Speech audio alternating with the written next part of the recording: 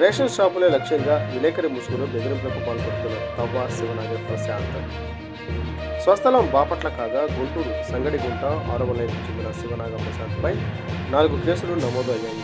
కృష్ణా జిల్లా ఘంటసాల పోలీస్ స్టేషన్లో FIR number 37/2018, Bapatla police స్టేషన్లో ఎఫ్ఐఆర్ నెంబరు 138/2020, గన్నవరం పోలీస్ స్టేషన్లో ఎఫ్ఐఆర్ నెంబర్ 2216/2025,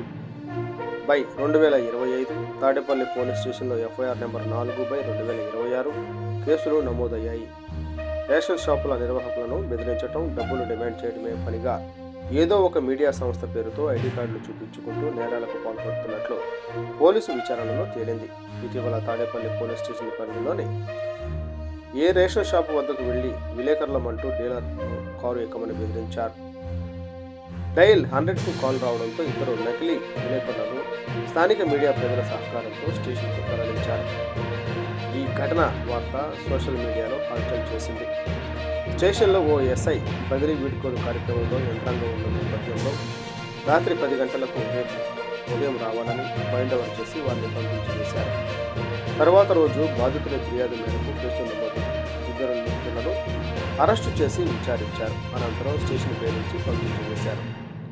మానవ హక్కుల సభ్యుల పేరుతో అమన్ అనే ఒక వ్యక్తి సుమారు తాడేపల్లి పోలీస్ స్టేషన్ సిఐకి 10 సార్లు పైన ఫోన్ చేసి తవ్వ శివనాగ ప్రశాంత్ను ఎందుకు నిర్బంధించారని ప్రశ్నించినట్టు తెలుస్తుంది. సోషల్ మీడియాలో నకిలీ విలేకరుల బెదిరింపులపై సోషల్ మీడియాలో హల్చల్ చేయగా డయల్ 100కు కాల్ చేసి ఫిర్యాదుతో కేసు నమోదు అరెస్టు పెట్టే సమయంలో నిర్బంధం అంటూ మానవ హక్కుల పేరుతో పలుమార్లు సీఐని విసిగించినట్లుగా తెలుస్తుంది.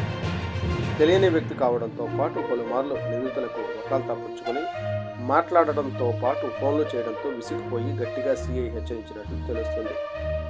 కేసు నమోదు, అరెస్టు, స్టేషన్ బెయిల్ అంశంలో పోలీసు నిర్బంధం ఎక్కడ అనేది ప్రశ్నగా మిగిలింది. నకిలీ విలేకరులకు సహకరించవద్దు తాడేపల్లి పోలీసులు. నిబద్ధతతో పనిచేసే వర్కింగ్ జర్నలిస్టులకు నకిలీ విలేకరుల వలన చెడ్డ పేరు వస్తుందని, వీరి విషయంలో మీడియా ప్రజలు అప్రమత్తంగా ఉండాలని తాడేపల్లి పోలీసులు సూచించారు. నిర్బంధ హక్కుల ఉల్లంఘన పేరుతో నేరస్తులకు సహకరించవద్దని తాడేపల్లి పోలీసులు